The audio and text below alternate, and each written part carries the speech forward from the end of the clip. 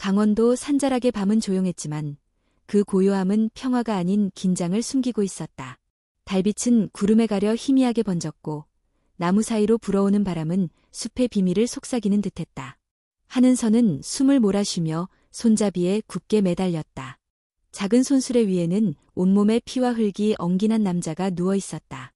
그의 발목에는 녹슨 쇠사슬이 감겨 있었고 그것이 바닥을 끌며내는 쇳소리가 어둠을 갈랐다. 조금만 더 참으세요. 곧 다 와요. 은서의 목소리는 작고 떨렸지만 단호했다. 산길은 가팔랐고 바퀴는 진흙과 돌에 걸려 자주 멈췄다. 그녀의 손바닥은 이미 까지고 있었고 교복 자락은 진흙에 물들어 있었다. 하지만 은서는 멈추지 않았다. 지금 멈추면 이 사람은 죽는다. 그것만은 확실했다.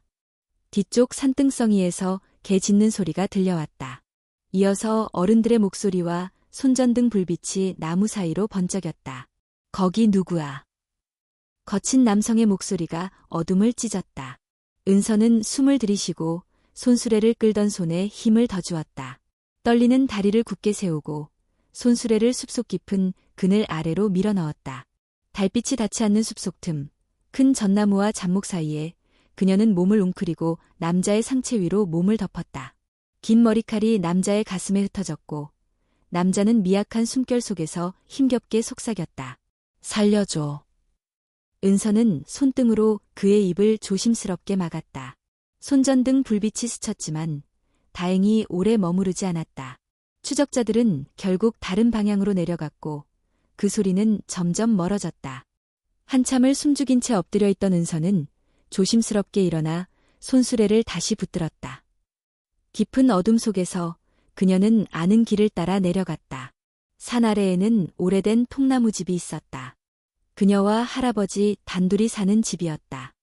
대문을 살며시 열고 마당으로 들어선 은서는 헛간 쪽으로 향했다. 삐걱거리는 헛간 문을 밀자 어둡고 차가운 냄새가 피어올랐다. 그녀는 손수레를 보료 위에 멈추고 남자를 조심스럽게 눕혔다. 그의 얼굴은 창백했고 입술은 푸르게 질려 있었다. 괜찮아요. 여기까지 왔어요. 은서는 헛간 한쪽에 숨겨둔 여행 가방을 열어 물티슈와 소독약, 작은 담요를 꺼냈다. 담요를 덮어주려는 순간 남자가 그녀의 손목을 잡았다. 그의 목소리는 나무가 갈라지는 듯 갈라졌다. 이 일 꼭 비밀로. 은서는 고개를 끄덕였다. 아무에게도 말 안 할게요. 약속해요. 그 순간 헛간 문이 살짝 열렸다. 은서야. 굵고 낮은 목소리. 할아버지, 황금배였다. 그는 손전등 대신 기름 램프를 들고 있었다. 노란 불빛이 헛간 안을 비추자 남자의 상처와 쇠사슬이 드러났다. 은서는 순간 몸으로 남자를 가렸다. 하지만 할아버지는 이미 모든 걸 보았다. 램프를 높이 들고 남자의 얼굴을 살피던 그는 굳은 목소리로 말했다. 이건 사고가 아니다. 누가 이 사람을 죽이려 한 거다. 그의 목소리는 분노보단 두려움에 가까웠다. 이어서 은서를 바라보았다. 너, 어째서 이런 위험한 일을. 은서는 한 발 앞으로 나섰다. 할아버지, 그냥 지나칠 수 없었어요. 이분이 죽어가고 있었어요. 그녀의 눈빛은 흔들렸지만 강했다. 할아버지는 잠시 말을 잇지 못했다. 그리고는 문 쪽으로 몸을 돌려 바깥을 살폈다. 멀리 산자락 쪽에서 작은 불빛이 움직이는 것이 보였다. 이 밤에 산을 뒤지는 놈들이라면 좋은 사람들일 리 없지. 그는 문을 닫고 빗장을 내렸다. 헛간 안은 어둡고 조용했다. 할아버지는 무릎을 꿇고 남자의 상태를 살폈다. 맥박은 약했고 상처에서는 아직 피가 배어 나왔다. 소독약이랑 거즈 조금밖에 없지만 이것부터 써야 해요. 은서가 말하며 상처를 닦자 남자는 이를 악물고 고통을 참았다. 할아버지는 작은 칼을 꺼내 쇠사슬을 살폈다. 녹이 많이 슬었으니 절단할 수 있을지도 몰라.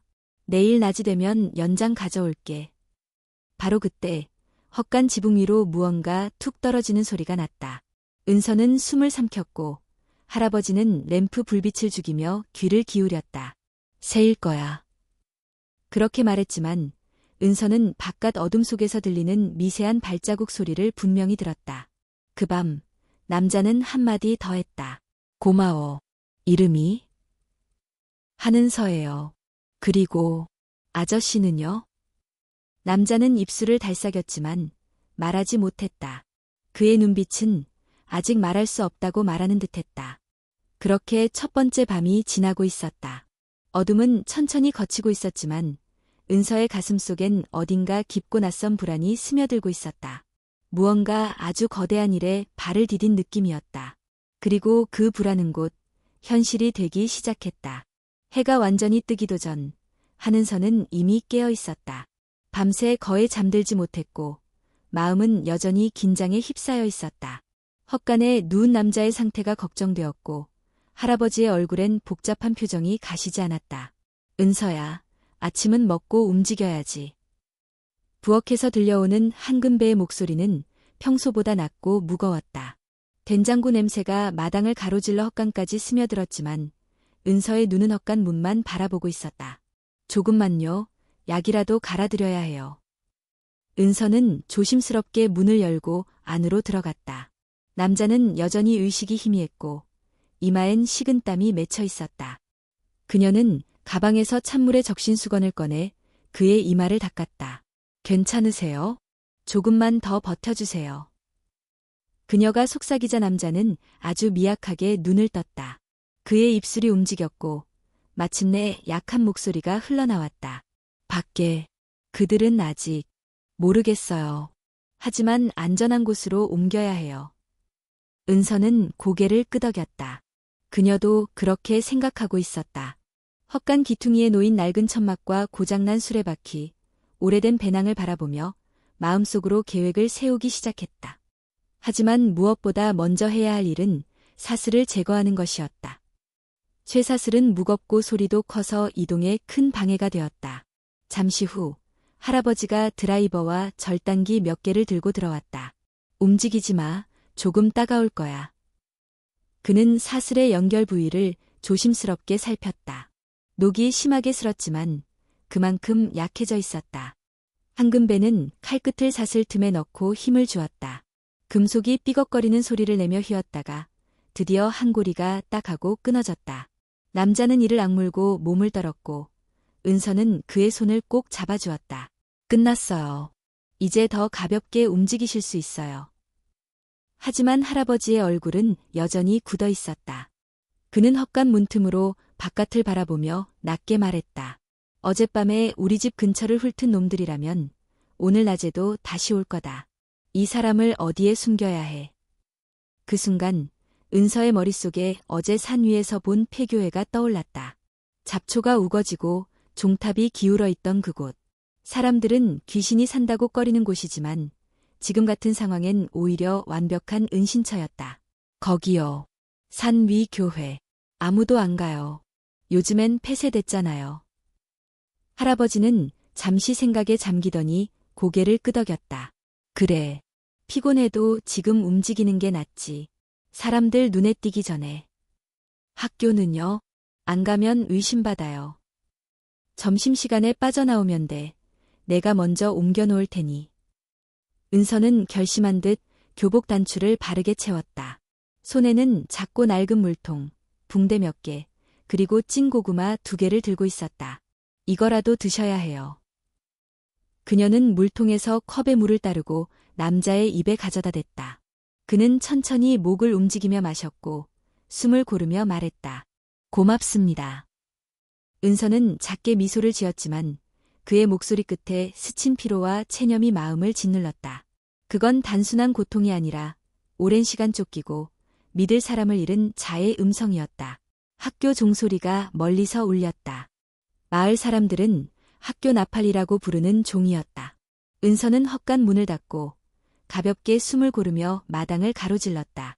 등 뒤에서 할아버지의 목소리가 들렸다. 은서야. 그녀가 돌아보자 한금배는 교복 재킷 주머니에 작은 쪽지를 하나 넣어주며 말했다. 이건 혹시라도 내가 붙잡힐 경우를 대비해서 준비한 거야. 절대 먼저 보여주지 마. 필요할 때만 써.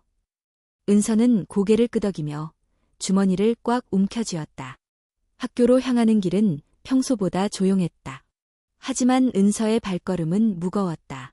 교실에서 칠판의 글씨가 눈에 들어오지 않았고 머릿속은 온통 헛간에 남겨둔 남자와 그가 말한 그들에 대한 생각으로 가득했다. 점심시간. 친구들이 급식을 나눠받는 틈을 타 은서는 몰래 교실 뒷문으로 빠져나왔다. 운동장을 가로질러 철망을 넘어 산길로 접어들었다. 봄바람이 싸늘하게 불었고 손에 든 가방이 허리를 때렸다. 숨을 몰아쉬며 폐교의 근처까지 다다랐을 때 그녀는 이상한 느낌을 받았다. 분명 아무도 없어야 할 곳에 미세한 흔적이 있었다. 풀이 밟힌 자국, 그리고 문에 남겨진 희미한 긁힌 자국. 은서는 손을 조심스럽게 문고리에 올렸다. 그러나 바로 그 순간 안에서 낮은 신음이 들려왔다. 문을 열자 민준호가 담요를 움켜쥔 채 비틀거리며 일어나고 있었다. 일어나세요. 아직 안 돼요. 그는 숨을 몰아쉬며 떨리는 목소리로 말했다. 숨을 쉴 수가 없어서.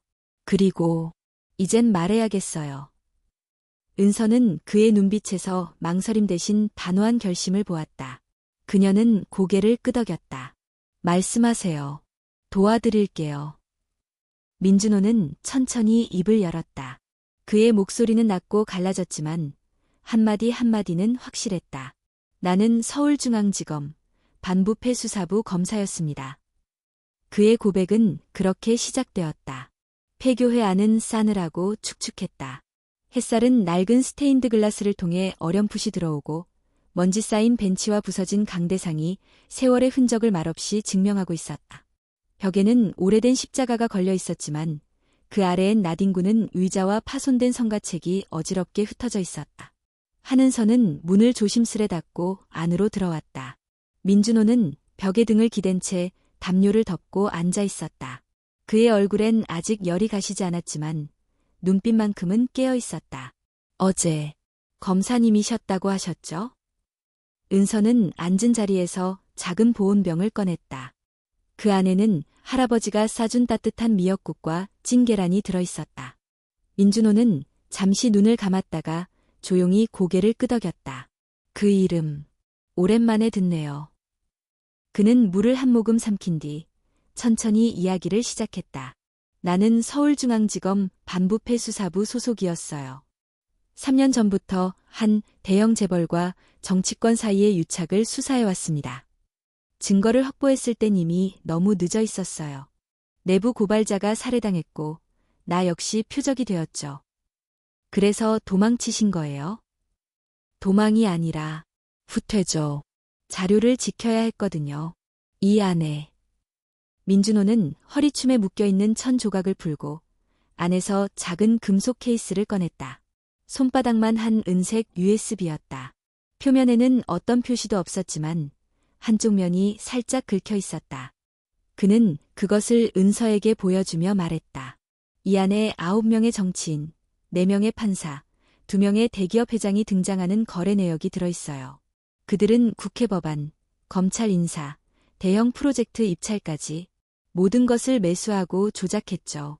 이걸 세상에 공개해야만 해요. 그래야 진실이 살아남을 수 있어요. 은서는 USB를 바라보다가 조심스럽게 물었다.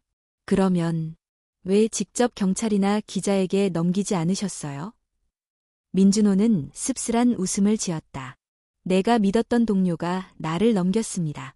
경찰은 그들과 이미 한통속이었고 기자들 중 절반은 재벌 광고비로 입막음됐죠. 나는 도망친 게 아니라 시간을 벌고 있었던 겁니다. 그의 목소리는 점점 거칠어졌고 말끝엔 미세한 분노와 절망이 섞여 있었다. 그들은 나를 잡기 위해 수색팀을 꾸렸어요. 그리고 그날 내가 있던 별장을 습격했죠. 내가 가까스로 빠져나왔지만 부상을 입고 이곳까지 흘러들어온 겁니다. 그리고 당신이 날 구했죠. 그는 고개를 숙여 은서를 바라보았다. 고맙습니다. 은서 양, 당신이 없었다면 나는 이미. 괜찮아요. 은서는 조용히 고개를 저었다. 어른처럼 말하는 그의 말투는 낯설었지만 진심은 느껴졌다. 그녀는 USB를 다시 그의 손에 돌려주며 물었다.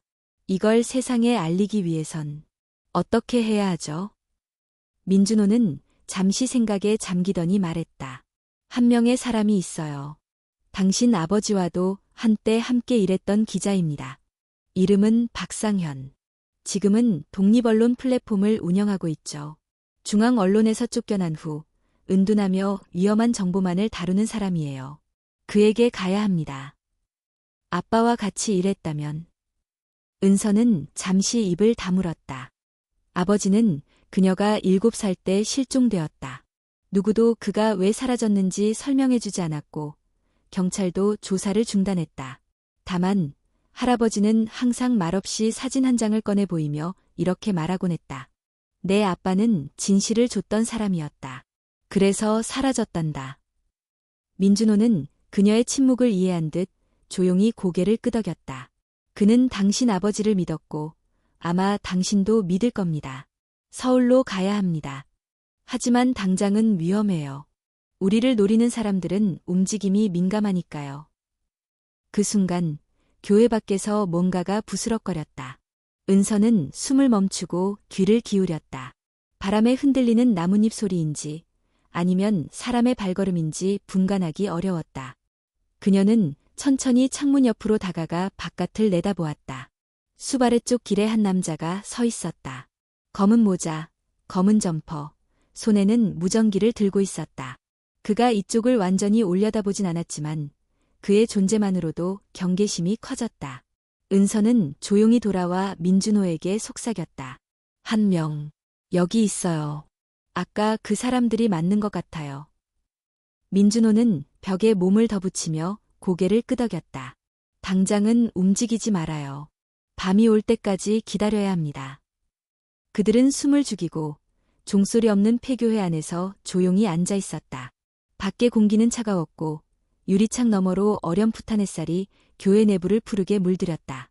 몇 시간 후 은서는 교회 구석에서 오래된 가방 하나를 발견했다.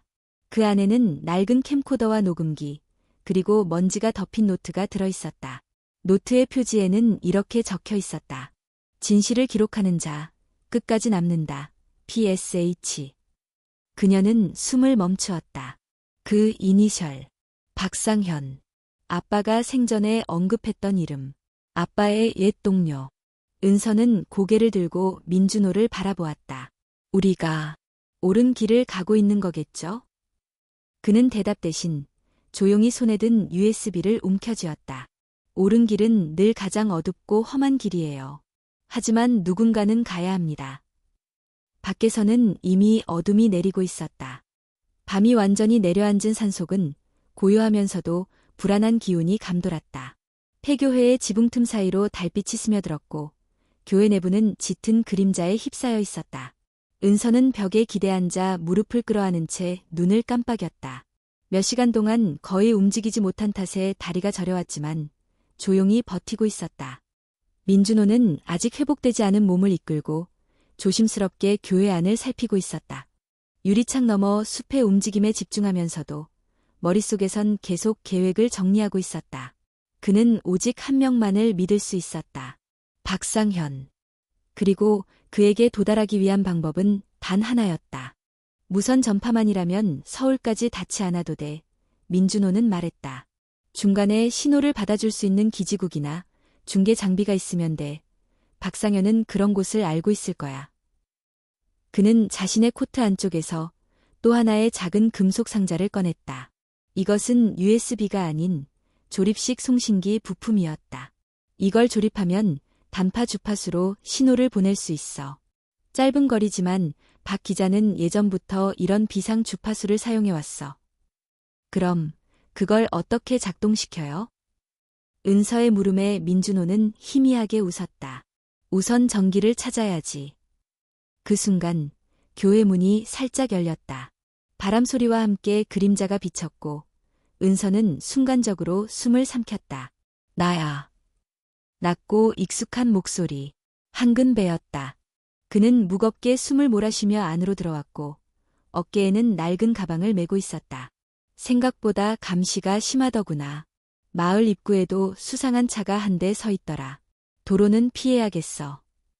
그는 가방에서 몇 가지 도구와 건전지, 낡은 단파 라디오를 꺼냈다. 은서가 가볍게 웃으며 말했다. 할아버지는 진짜 뭐든 다 갖고 계시네요. 이것들이 다 쓸모없는 줄 알았는데 이런 날이 올 줄은 몰랐지. 한금배는 라디오와 송신기 부품을 조심스럽게 조립해 나갔다. 민준호는 옆에서 데이터를 USB에 정리하며 코드를 입력했다. 방에 전파가 있을 수 있어. 전송 시간은 2에서 3분이 한계야. 그 안에 모든 데이터를 보내야 해. 은서는 숨을 고르며 질문했다. 보내고 나면 어떻게 돼요? 세상 사람들이 이걸 믿을까요? 민준호는 손을 멈추고 그녀를 바라보았다. 믿든 안 믿든 상관없어. 진실은 그 자체로 살아남아야 해. 지금 중요한 건 우리가 포기하지 않는 거야. 전송은 자정에 시작됐다. 은서는 교회 옥상에 올라가 안테나를 세우고 민준호는 무전기 옆에 앉아 코드를 입력했다. 한금배는 교회 출입문 앞에 앉아 경계를 섰다. 신호음이 들리고 짧은 전자소리가 흘러나왔다. 민준호의 목소리가 무전기를 타고 흘렀다. 박 기자님, 듣고 계시다면 여기는 M입니다. 코드 1984-76경. 자료 전송 시작합니다. 확인 바랍니다. USB의 내용이 송신기를 통해 암호화된 파형으로 전환되었고 약한 전파를 따라 세상 어딘가로 퍼져나갔다. 하지만 그 순간이었다. 교회 입구에서 이상한 소리가 들렸다. 툭, 툭 무거운 발소리와 함께 그림자가 빠르게 다가왔다. 한금배가 손전등을 켜려는 찰나 문이 쾅 하고 열렸다. 멈춰. 낮고 차가운 목소리. 어둠 속에서 검은 복장을 입은 남자 3명이 모습을 드러냈다. 그들 중 한 명은 권총을 들고 있었고 다른 한 명은 통신 탐지기를 손에 들고 있었다. 민준호는 USB를 즉시 뽑아 바닥에 숨겼다. 은서는 옥상에서 그 장면을 보고 있었고 곧바로 도르래줄을 따라 아래로 뛰어내렸다. 은서, 도망쳐. 한금배의 외침이 들리는 순간 한 남자가 그를 향해 달려들었다. 격투가 벌어졌고 삐걱거리는 나무 바닥 위에서 신음과 부딪히는 소리가 울렸다. 은서는 몸을 낮추며 민준호에게 다가갔다. 그는 피를 흘리며 숨을 몰아쉬고 있었지만 여전히 의식을 잃지 않았다. 가, 이걸 받아. 그는 손에 쥔 또 하나의 USB를 그녀의 가방 속으로 밀어넣었다. 하나는 가짜야. 진짜는 그 안에 있어. 그럼 같이 가요. 안 돼. 누군가는 여기서 시간을 벌어야 해. 민준호는 벽에 기댄 채 힘겹게 숨을 몰아쉬며 웃었다. 내가 구한 진실이야. 끝까지 지켜줘야 해. 은서는 눈물을 삼키며 고개를 끄덕였다. 그녀는 교회의 뒷문으로 향했고 어둠 속으로 뛰어들었다. 달빛 아래 숲길은 길고 끝이 없어 보였다. 몇 분 후 교회 안에서는 짧고 무거운 총성이 울렸다. 이어서 불길이 타오르는 소리가 들렸고 교회의 종탑이 흔들리기 시작했다. 멀리서 그 장면을 바라본 은서는 가방을 꼭 안은 채 입을 다물었다. 눈앞이 흔들렸지만 발걸음은 멈추지 않았다. 그녀는 알았다. 오늘 밤 진실의 불씨가 처음으로 세상 밖으로 퍼져나갔다는 것을. 그리고 그 불씨를 이어갈 사람은 이제 그녀 자신이었다. 한은서는 종탑이 무너지는 소리를 등 뒤에 남긴 채 산을 내려왔다. 검은 연기가 하늘로 치솟았고 밤하늘은 희뿌연 잿빛으로 얼룩졌다. 그녀는 숨을 가쁘게 몰아쉬며 수풀을 헤치고 나아갔다. 손에 들린 가방은 무거웠고 그 안에 들어있는 작은 USB는 마치 온 세상의 무게를 담고 있는 듯했다. 숲을 빠져나온 은서는 마을 어귀에 도착했다. 하지만 그대로 집으로 향하지 않았다. 집 주변에도 이미 감시가 있을 것이라는 걸 본능적으로 느꼈기 때문이다. 대신 그녀는 마을 외곽의 오래된 창고로 몸을 숨겼다. 어린 시절 아버지와 함께 놀던 곳이었고 지금은 아무도 찾지 않는 폐공장이었다. 구석진 철제 선반 아래에 몸을 웅크린 은서는 가방을 열었다. USB를 꺼내 조심스럽게 손에 올려보았다. 은색 표면 위에 남겨진 작은 스크래치 자국이 빛을 받으며 반짝였다. 그 안에는 민준호가 말했던 진짜 진실이 담겨 있었다. 검찰, 법원, 재벌, 정치권까지 얽힌 거대한 음모. 그리고 그것을 세상에 전하기 위한 마지막 책임이 이제 자신에게 넘어온 것이다. 그녀는 생각했다. 이걸 어떻게 전달해야 할까? 박상현 기자에게 가야 한다. 하지만 서울까지 가는 길은 감시와 위험으로 가득할 것이다. 게다가 자신은 단지 11살의 소녀에 불과했다. 그러나 은서는 두려움을 뚫고 결심했다. 내가 해야 해, 내가 끝까지 가야 해. 그날 밤, 마을에는 이상한 소문이 돌기 시작했다. 산 위에 불이 났고 누군가는 총소리를 들었다고 했다. 또 어떤 이는 외지에서 온 검은 옷을 입은 사람들이 돌아다녔다는 이야기를 했다. 하지만 아무도 직접 확인하러 올라가진 않았다. 너무도 낯선 공포와 직감이 사람들을 침묵하게 만들었다. 이튿날 새벽, 은서는 창고를 빠져나와 마을 외곽도로로 향했다. 그녀는 머리를 모자로 가리고 교복 위에 낡은 점퍼를 입었다. 손에는 할아버지가 남겨준 쪽지가 들려 있었다. 종이에 적힌 주소는 서울 마포구의 작은 건물. 박상현 기자가 운영하는 독립언론의 사무실이었다. 버스터미널까지 가는 길은 험난했다. 중간에 검문이 있었고 경찰로 보이는 남자들이 차량을 하나하나 확인하고 있었다. 은서는 무릎까지 내려오는 옷에 몸을 웅크리고 승합차 안에서 숨죽이며 앉아 있었다. 그녀의 옆에는 자신처럼 조용히 목적지를 향하는 노부부가 앉아 있었다. 그들 중 할머니가 은서에게 조용히 귤 하나를 내밀었다. 춥지. 하나 먹어. 은서는 조용히 고개를 끄덕이며 귤을 받았다. 따뜻한 손길과 귤의 향이 그 순간 그녀의 떨리는 마음을 조금 진정시켰다. 그리고 문득 생각이 났다. 그 따뜻함은 언젠가 엄마가 손수 싸준 도시락을 꺼내던 그날과 닮아 있었다. 서울에 도착한 것은 오후가 다 된 시간이었고 거리는 분주했다. 하지만 어디선가 날아다니는 전단지와 커뮤니티 알림판에는 낯익은 얼굴이 보였다. 민준호의 사진. 실종된 검사. 국가보안법 위반 혐의라는 제목 아래에는 지명수배라는 붉은 글씨가 선명하게 박혀 있었다. 사람들의 시선은 무심했고 일부는 조롱의 말투로 이야기를 나눴다.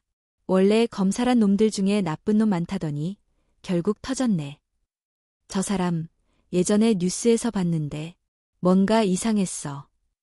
은서는 말없이 고개를 숙이고 골목길로 빠졌다. 그녀는 쪽지에 적힌 주소를 따라 좁은 계단을 올라갔다. 낡은 사무실 문 앞에 도착했을 때 문은 살짝 열려 있었다. 조심스럽게 안으로 들어선 그녀는 조용히 주위를 둘러보았다. 사무실 안은 어수선했지만 벽에는 수많은 기사 스크랩과 사진, 메모들이 빼곡하게 붙어 있었다. 그 중에는 아버지의 사진도 있었다. 기자증을 목에 걸고 활짝 웃고 있는 얼굴. 진실을 쓰는 손은 절대 멈추지 않는다는 문구 아래 아버지의 이름이 또렷이 적혀 있었다. 한진수. 누구냐? 낮고 차분한 목소리가 사무실 안쪽에서 들려왔다. 곧이어 중년의 남성이 천천히 모습을 드러냈다. 눈가에 깊은 주름이 있고 손에는 오래된 필기장을 들고 있었다. 그가 은서를 바라보며 말했다. 내가 은서구나. 은서는 놀라서 한 걸음 물러섰지만 곧 다시 고개를 끄덕였다. 아빠랑 같이 일하셨다고 들었어요. 민준호 검사님이 이걸 전해달라고 하셨어요. 그녀는 가방에서 USB를 꺼내 조심스럽게 건넸다. 박상현은 그것을 받자마자 노트북에 연결했다. 그리고 파일을 확인한 뒤 말없이 숨을 길게 내쉬었다. 이걸 아직 가지고 있었구나. 민준호, 그는 정말 끝까지 갔구만. 그의 목소리는 떨렸고 눈가엔 미세한 물기가 번졌다. 그는 은서를 바라보며 단호하게 말했다. 은서야, 이건 단순한 고발이 아니야. 이건 역사의 방향을 바꾸는 진실이야. 이걸 세상에 알리는 순간 모든 게 변할 거야. 그리고 너도 안전하지 않을 수 있어. 은서는 고개를 들었다. 눈빛은 더 이상 흔들리지 않았다. 민 검사님이 목숨 걸고 지켜낸 진실이에요. 저도 지킬 거예요. 무슨 일이 있어도.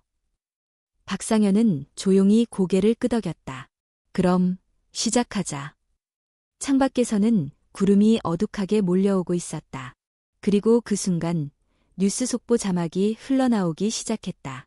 전국 방송통신망에 미확인 데이터 유출 발생. 정치계 고위 인사 다수 연루 의혹. 세상은 서서히 그리고 돌이킬 수 없게 변하고 있었다. 서울의 밤은 급박하게 흘러가고 있었다. 민주노의 USB가 방송망을 통해 퍼진 뒤 온라인 세상은 폭풍처럼 요동쳤다. 언론은 처음엔 신중한 태도를 보였지만 곧이어 무수한 증거와 내부 자료가 이어지자 침묵을 유지할 수 없었다. 정계와 재계는 혼란에 빠졌고 수사당국은 진상규명위원회를 꾸린다고 발표했지만 사람들은 믿지 않았다.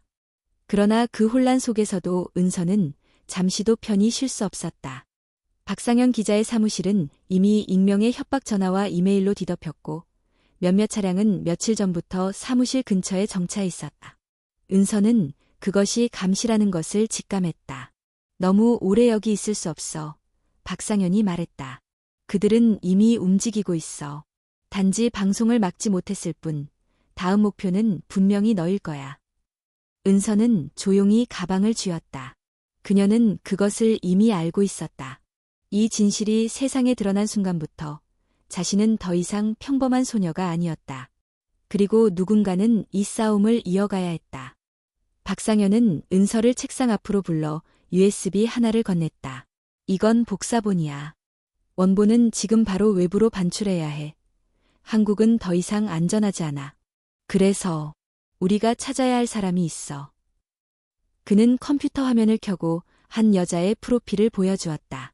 중단발 머리, 강한 눈매를 가진 30대 여성. 이름은 류혜원. 류혜원. 홍콩에서 활동 중인 독립언론 기자야. 한국계 혼혈이고 아시아 내부 부패 사건을 국제적으로 보도하는 걸로 유명하지. 내 아버지와도 한 번 일한 적이 있었어. 내가 연락해봤는데 그녀가 내 말을 듣겠다고 했어. 홍콩이요?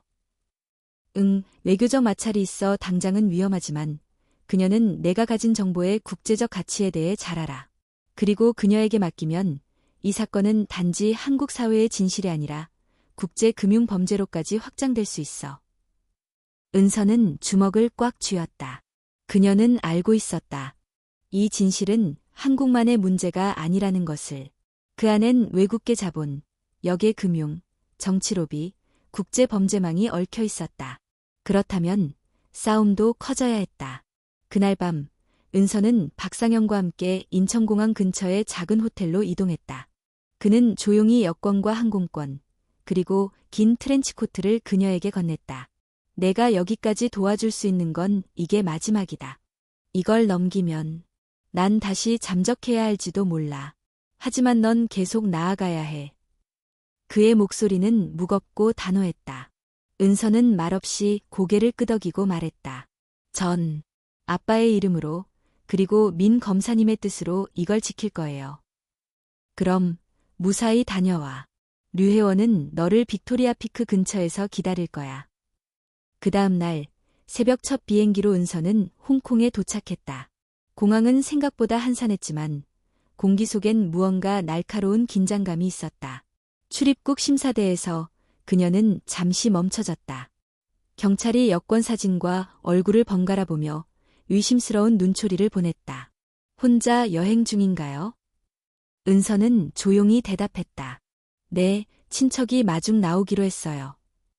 몇 초의 침묵 후 도장은 찍혔다. 그녀는 가방을 끌며 빠르게 게이트를 빠져나왔다. 공항 밖에서 한 여성이 기다리고 있었다. 검은색 코트를 입고 선글라스를 쓴 그녀는 차가운 표정으로 다가왔다. 한은서 씨. 은서는 조심스럽게 고개를 끄덕였다. 그 여자가 손을 내밀며 말했다. 류혜원입니다. 따라오세요. 여기선 오래 머물 수 없어요.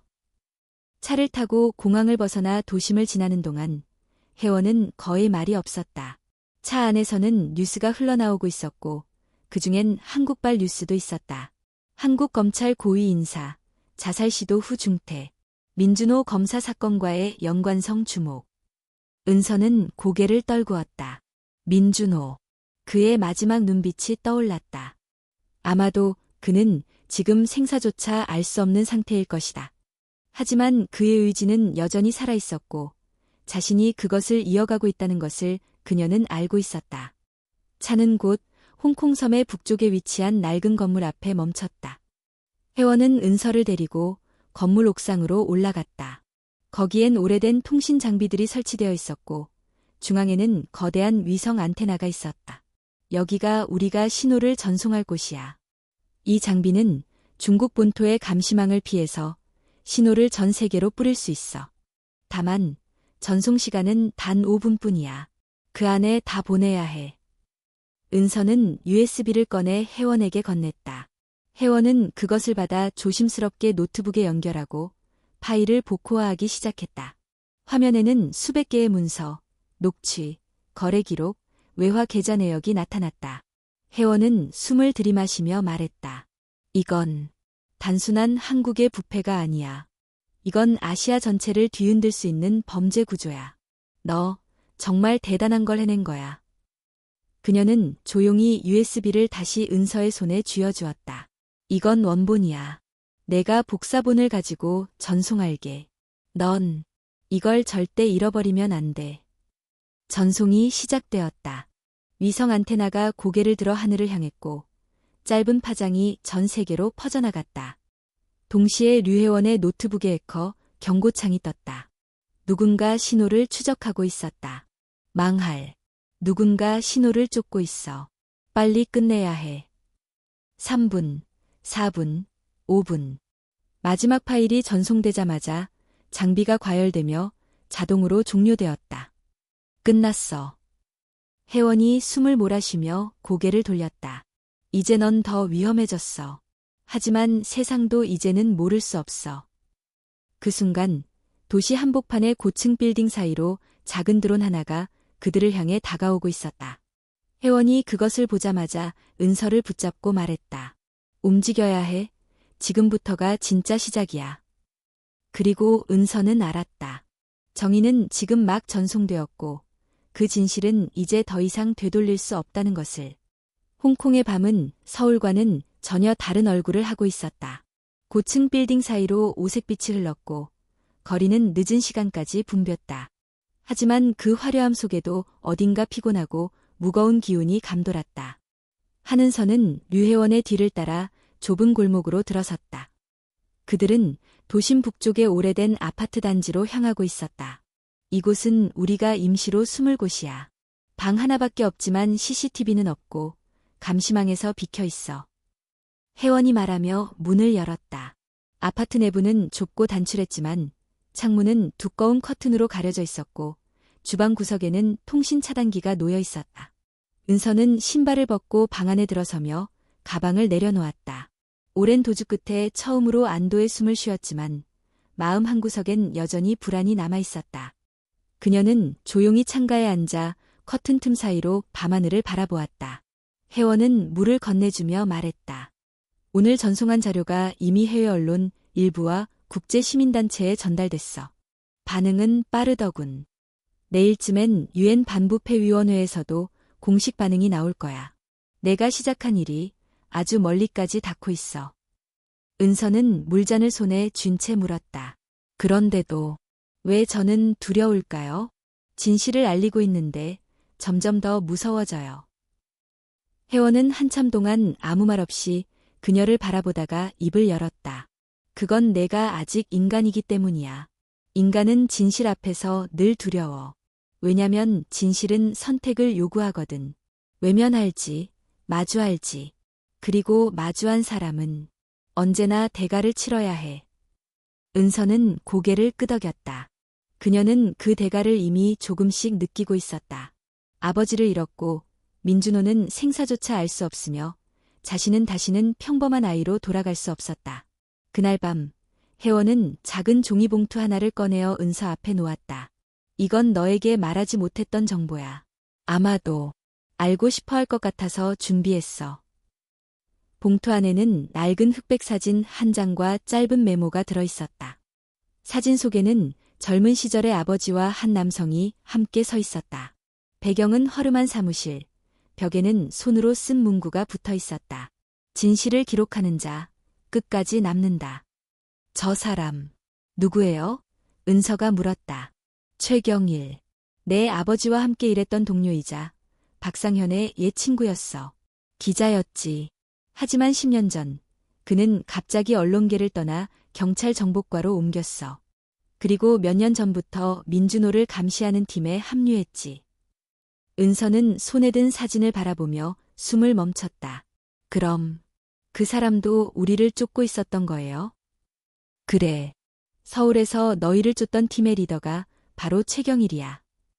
순간 은서의 머릿속에 폐교회에서 어둠 속을 비집고 들어오던 남자의 모습이 떠올랐다. 흐릿한 실루엣, 낮고 단호한 목소리. 어쩌면 그는 그 순간 자신을 알아보았을지도 몰랐다. 왜 그런 선택을 한 걸까요? 혜원은 한참 침묵한 뒤 입을 열었다. 그의 딸이 있어. 5년 전 백혈병 진단을 받았고 희귀한 치료제를 수입하기 위해 거액이 필요했어.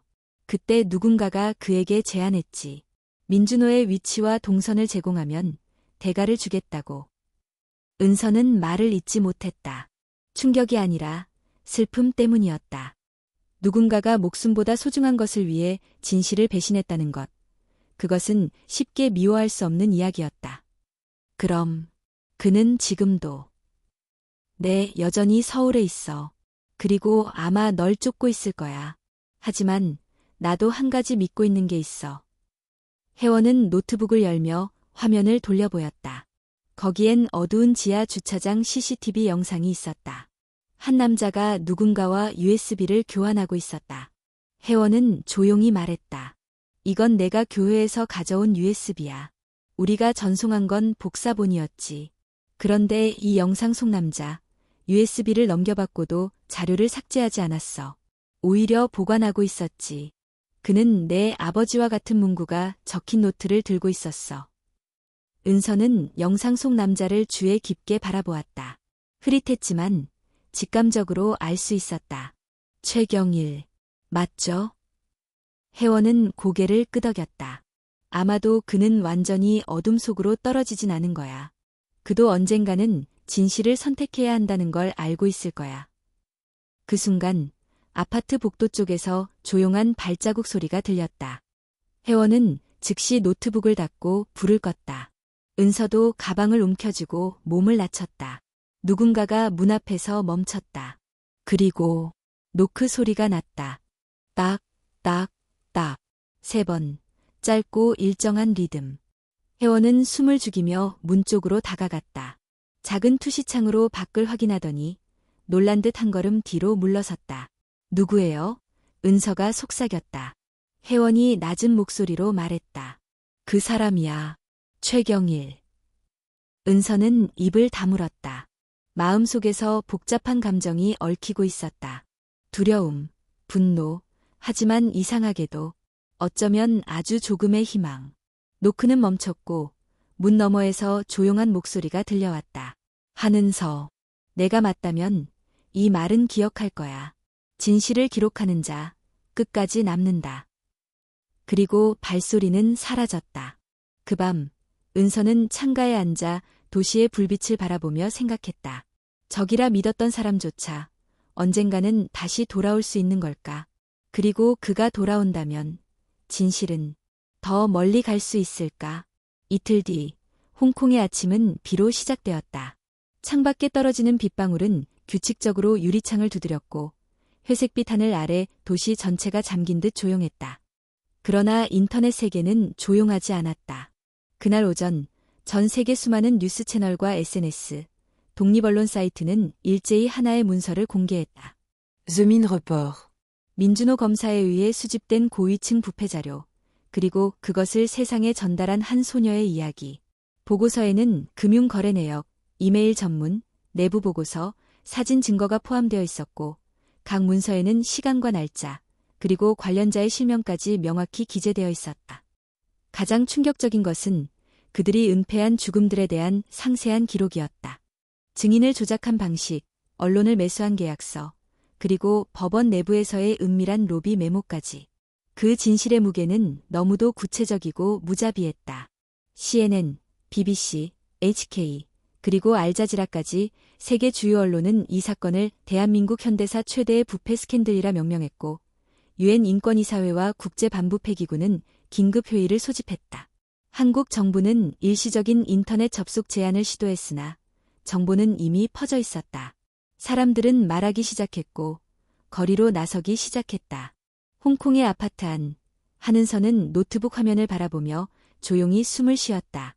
화면에는 수천 개의 댓글과 반응이 쉴 새 없이 올라오고 있었고 그중 일부는 그녀의 이름을 언급하고 있었다. 한은서. 그녀는 우리 시대의 가장 용감한 증인이다. 11살 소녀가 세상을 바꿨다. 우리 어른들은 무엇을 하고 있었나? 민준호 검사님, 살아계신다면 이걸 보시길 바랍니다. 은서는 조용히 노트북을 덮었다. 손은 여전히 떨렸고 마음은 복잡했다. 진실이 드러났지만 그녀의 여정은 끝나지 않았다.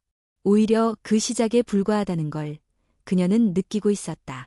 그날 오후 류혜원은 은서를 데리고 홍콩섬 남쪽 외곽의 작은 카페로 향했다. 그곳은 외신 기자들과 정보원들이 자주 사용하는 중립지대였고 카페 주인은 언론인 출신으로 신뢰할 수 있는 사람이었다. 은서는 조용히 차를 마시며 창밖을 바라보았다. 비는 그쳤고 거리에는 해가 들기 시작했다. 그녀는 혜원에게 물었다. 이제 저는 어떻게 되는 거예요? 혜원은 한참을 생각하다가 대답했다. 이제 넌 세계가 지켜보는 증인이야. 그래서 더 위험하고 동시에 더 보호받게 될 거야. 운이나 국제 언론단체에서 널 보호하겠다고 제안이 들어왔어. 하지만 그건 내가 결정할 일이야. 은서는 말없이 고개를 끄덕였다. 바로 그때 카페 입구 쪽에서 낯익은 그림자가 들어섰다. 검은 코트를 입은 중년 남성. 그 눈빛은 강하고 무거웠다. 최경일이었다. 혜원은 놀란 눈으로 그를 바라봤지만 은서는 조용히 일어섰다. 여기까지 오셨어요? 최경일은 한 걸음 다가서며 낮은 목소리로 말했다. 내가 내 딸의 이름을 알더군. 그리고 내 아버지를 기억하고 있었어. 그는 천천히 주머니에서 작은 녹음기를 꺼냈다. 이 안에 내가 지금까지 은폐했던 모든 증거가 들어있어. 내가 지운 파일, 감춰진 보고서, 그리고 무엇보다 내 아버지의 마지막 음성도.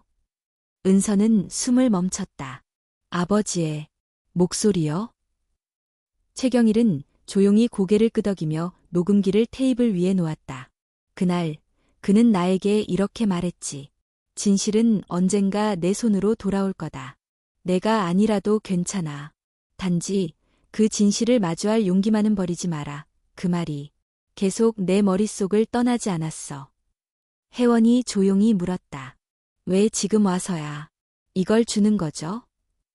최경일은 창밖을 바라보며 낮게 말했다. 딸이 더 이상 눈을 마주치지 않더군. 그녀는 내가 어떤 선택을 했는지 이미 알고 있었어. 그 눈빛을 견딜 수 없었어. 그는 자리에서 일어나며 은서를 바라봤다. 이제 너에게 넘기겠다. 내가 마지막 남은 정이라면 나는 내 몫의 죗값을 치르러 갈 거다.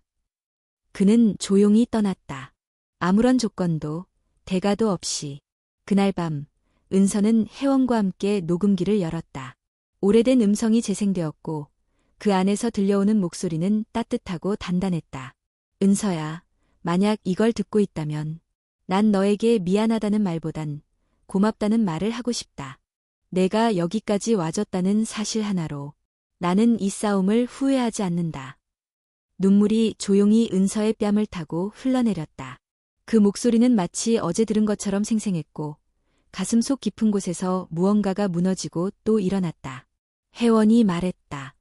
그 사람의 진심이 너를 여기까지 데려온 거야. 그리고 이젠 내가 다음 사람을 이끌 차례야. 은서는 그 말을 가슴에 새기며 창밖을 바라보았다. 도시의 불빛은 멀리까지 퍼지고 있었고 그녀는 그 속에서 단 하나의 길을 보았다. 진실이 드러난 지금 세상의 심판은 이미 시작되었다. 그리고 정의는 이제부터 다시 쓰이기 시작할 것이다. 은서는 창가에 앉아 밤이 깊어가는 홍콩의 풍경을 바라보고 있었다.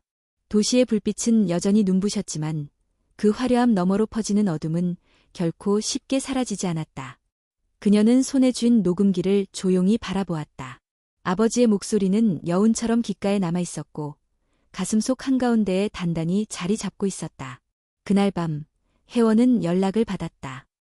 유엔 반부패위원회가 은서의 증언을 공식 요청했다는 것이었다.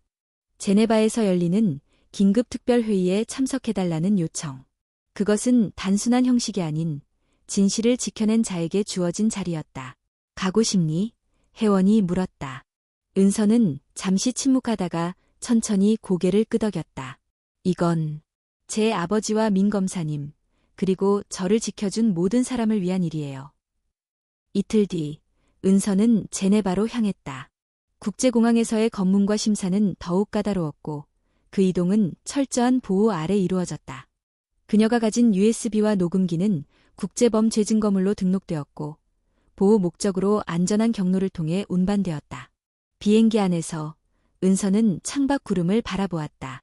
민준호가 만약 지금 이 광경을 볼 수 있다면 무슨 말을 할까? 잘했다는 말일까? 아니면 이제 멈춰도 된다는 말일까? 그러나 그녀는 알고 있었다. 멈추는 순간 진실은 다시 가려질 수 있다는 것을. 그 무엇도 아직 끝나지 않았다. 제네바의 공기는 차가웠고 효의장은 전 세계 수십 개국의 대표들로 가득 차 있었다. 기자단은 효의장 외부에서 줄을 섰고 실시간으로 뉴스가 전송되었다. 그리고 마침내 은서의 순서가 다가왔다. 작은 단상 위에 선 그녀는 천천히 숨을 들이쉬고 마이크 앞에 섰다. 수많은 시선이 집중되었지만 그녀는 흔들리지 않았다. 제 이름은 한은서입니다. 한국에서 왔고 11살입니다. 제가 이 자리에 선 이유는 단 하나입니다. 제가 들은 것, 본 것, 그리고 누군가의 죽음을 통해 알게 된 진실을 전하기 위해서입니다. 그녀의 목소리는 작았지만 또렷했고 진심이 담긴 말 한마디 한마디는 효의장을 조용히 물들였다. 이어서 그녀는 민준호의 수사자료와 아버지의 녹음 내용을 일부 재생했다. 효의장 안에는 정적이 흘렀고 누군가는 눈시울을 붉혔다. 저는 아버지를 잃었고 저를 지켜준 검사님도 죽음을 맞이했습니다. 하지만 그분들이 남긴 것은 두려움이 아니라 용기였습니다. 저는 이 자리에서 세계가 물어야 한다고 생각합니다. 진실을 위해 무엇을 포기할 수 있는가라는 질문을요. 발언이 끝난 뒤 효의장은 한동안 침묵에 잠겼다가 천천히 박수가 퍼지기 시작했다. 그것은 형식적인 박수가 아니었다. 누군가는 자리에서 일어났고 또 다른 누군가는 고개를 숙였다. 은서는 그 순간 자신이 혼자가 아니라는 것을 처음으로 실감했다. 회의가 끝난 뒤 은서는 혜원과 함께 외부 기자회견에 참석했다. 수많은 플래시와 질문이 쏟아졌지만 그녀는 조용히 말을 아꼈다. 그날 밤 전 세계 주요 뉴스는 그녀의 모습을 화면 가득 담아 보도했다. 진실을 말한 소녀, 세상을 뒤흔들다. 그러나 진실이 모든 것을 해결해주는 것은 아니었다. 한국에서는 여전히 거센 반발이 있었다. 관련된 고위 인사들은 일부 자진 사퇴했지만 대부분은 혐의를 부인했고 일부는 언론을 통해 조작된 증거라는 반격을 시작했다. 보수 언론은 은서의 나이를 문제 삼았고 조종당한 아이라는 왜곡된 이미지를 만들려 했다. 예상했어, 혜원이 말했다. 진실이 드러나는 순간 그들은 더 깊은 어둠을 꺼내 들겠지. 그럼에도 불구하고 계속해야 해요. 은서는 단호하게 말했다. 그녀는 다시 한국으로 돌아갈 결심을 했다. 숨기보다는 마주해야 한다는 것을 그녀는 너무도 잘 알고 있었다. 그리고 그 싸움이 개인의 몫이 아닌 모두의 몫이 되기 위해선 도망치지 않아야 한다는 것도. 귀국 후 공항에서 그녀를 기다리고 있던 사람은 놀랍게도 박상현 기자였다. 그는 다소 수척해진 얼굴로 은서를 바라보며 짧게 말했다. 잘 돌아왔어. 하지만 또 한 명이 그 자리에 있었다. 회색 양복을 입은 중년 남성, 검찰 특별조사단의 책임자였다. 그는 정중하게 고개를 숙이며 말했다. 한은서 양, 위원회에서 정식으로 만나고 싶습니다. 당신의 이야기를 국가의 기록으로 남기고 싶습니다. 그 말은 처음으로 공식적인 인정이었다. 은서는 고개를 끄덕였다. 이제는 도망치는 것도 숨어 있는 것도 끝이었다. 그녀는 진실을 향한 길에서 단 한 발자국도 물러서지 않을 것이었다. 며칠 뒤 한국의 거리에는 다시 수많은 사람들이 모였다. 그들은 촛불을 들고 광장으로 나왔다. 누구도 조직하지 않았고 누가 주도하지도 않았지만 모두가 알고 있었다. 진실은 이제 모두의 것이 되어야 한다는 걸. 그날 밤 은서는 할아버지의 옛집 마당에서 혼자 하늘을 바라보았다. 민준호의 얼굴이, 아버지의 미소가 조용히 떠올랐다. 그리고 마음속으로 말했다. 아빠, 저 여기까지 왔어요. 끝까지 갈게요. 무서워도, 외로워도. 어디선가 바람이 불었다. 따뜻하고 조용한 바람이었다. 광화문 광장은 바람이 불고 있었다. 늦가을의 찬 기운이 도심을 스치고 있었지만 광장 한가운데 서 있는 수천 개의 촛불은 식지 않았다. 아이를 데리고 나온 부모, 교복을 입은 학생들, 침묵 속에 서 있는 노년의 시민들까지 이 자리에 있는 모두가 같은 표정을 짓고 있었다. 기다림, 분노, 그리고 희망. 그 가운데 한은서는 검은 코트 차림으로 조용히 서 있었다. 그녀의 손에도 작은 촛불 하나가 쥐어져 있었고 옆에는 박상현 기자와 류혜원, 그리고 몇 명의 독립 언론인들이 함께 있었다. 그들은 연설하지 않았다. 구호를 외치지도 않았다. 그저 자리를 지키고 있었다. 이제 세상은 그녀를 알고 있었다. 이름 없는 소녀가 아닌 진실을 전한 사람으로. 하지만 은서는 자신이 여전히 단지 한 사람일 뿐이라는 사실을 잊지 않았다. 수많은 희생의 끝에서 겨우 도착한 이 자리, 그 의미는 화려한 스포트라이트가 아닌 더 깊은 책임감이었다. 며칠 전부터 검찰 특별조사단의 수사가 본격적으로 시작되었다. 민준호가 남긴 자료와 은서가 가져온 증거, 최경일이 자백한 내부 기록들은 모두 하나의 방향을 가리키고 있었다. 그리고 그 중심에는 대한민국 정치, 재벌, 사법 시스템의 구조적인 병폐가 자리하고 있었다. 이건 단순한 부패가 아니야. 시스템 자체가 썩어 있었다는 증거지. 박상현은 그렇게 말했다. 이제는 사람 하나 처벌한다고 끝나는 문제가 아니야. 그 말처럼 국민들의 반응도 달라지고 있었다. 단순한 분노를 넘어 근본적인 개혁을 요구하는 목소리가 높아졌다. 거리에는 시민 입법을 촉구하는 피켓이 등장했고 변호사들과 시민단체들은 스스로 개정안 작성을 시작했다. 그리고 그 중심에 은서의 이름이 있었다. 그녀는 어느새 시민사회의 상징이 되어 있었고 각국 언론은 그녀를 가장 어린 고발자라고 불렀다. 하지만 은서는 그 호칭이 불편했다. 자신은 그저 진실을 놓지 않았을 뿐 싸움은 모두가 함께 해낸 것이기 때문이었다. 어느 날 저녁 특별조사단의 한 검사가 은서를 찾아왔다. 그녀는 젊고 날카로운 눈빛을 가진 인물이었다. 이름은 윤서진. 그녀는 은서에게 정중히 고개를 숙이며 말했다. 당신의 용기가 아니었다면 저는 이 자리에 설 수 없었을 겁니다. 특별조사단은 지금 수많은 방해와 압박을 받고 있지만 진실의 끝까지 가보려고 합니다. 은서는 고개를 들고 물었다. 정말 바뀔 수 있을까요? 윤서진 검사는 망설임 없이 대답했다. 바뀌지 않으면 우리가 모두 다시 무너질 거예요. 그걸 누구보다 잘 아는 사람들이 지금 이 싸움에 동참하고 있습니다. 그 대화 이후 은서는 한 가지를 결심하게 되었다. 그녀는 직접 자신의 이야기를 쓰기로 했다. 누가 대신 써주는 기록이 아니라 자신이 겪은 모든 순간과 사람들을 담은 이야기.